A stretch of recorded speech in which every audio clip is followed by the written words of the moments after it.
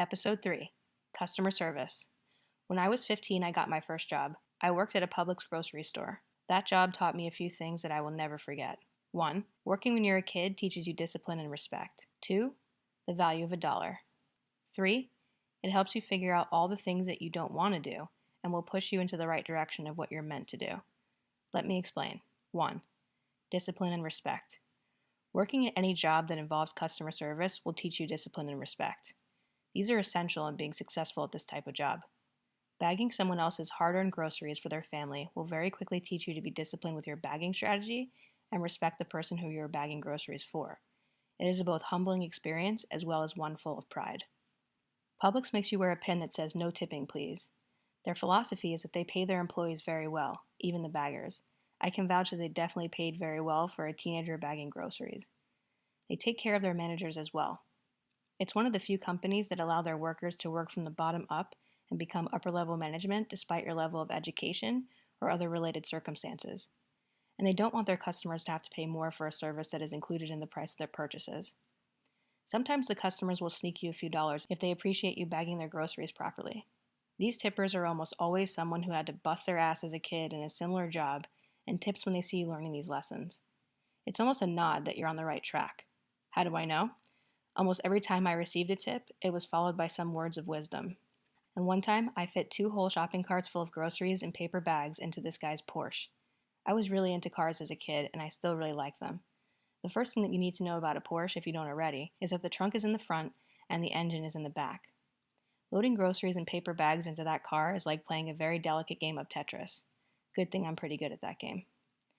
I don't remember how much the tip was for. I think it was at least $10. But more importantly, I will never forget what he said to me when I told him that I really liked his car. He told me that he came from nothing, and that the only way to get a car like his was to start where I was currently at and learn everything that I could about customer service. He said that it was essential to making it in life. He was right. 2. The value of $1. When I was in high school, my new cell phone that I bought with my hard-earned money had a calculator on it. One day while collecting shopping carts from the parking lot, I had a thought come to me. I wonder how much money I make in a minute. I did the math, and I think it was like 10 cents. That very moment, I learned how valuable time was. My mom loves to tell the story about how I used to buy bagel bites and anything that was essentially under $5 for my meals at work. She asked me why I was eating those things instead of a Publix sub, which is amazing if you've never had one before. I explained that it would take me about 1 hour's worth of work to pay for one sub every time that I had to take a break at work. This just seemed very counterproductive to me. And that was when I learned the value of $1. After all, every day that went by and shift that I completed at work brought me closer to 16 and closer to my first car. So every sub that I ate pushed my car that I needed to save for farther away. And that's why I ate meals that cost $5 or less while I worked. 3. Having a job as a kid helps you figure out all the things that you don't want to do and will push you into the right direction of what you're meant to do. Casey Neistat said it best. The best way to figure out what you want to do is by taking a job that you hate. This way, you will spend every minute fantasizing about what you would rather be doing instead. I didn't hate my job at Publix. In fact, I worked there on and off from high school to college. I got paid well, learned a lot, and made a bunch of friends. It was stable and flexible, which is exactly what I needed. I intermittently worked at a few other places. Some of them were just downright awful.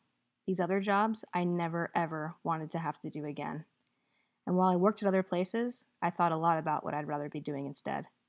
My passion was marine biology, but I could barely dissect a worm in my high school biology class, so that didn't seem like a very promising career at the time. I was also really into the internet and learning how to build websites. I thought it was the coolest thing ever. When I turned 16, my uncle bought me a large fish tank as a present. He had a very, very large fish tank where he had his pet shark. She was a rescue that he and his friends found when they were out on a boat one day.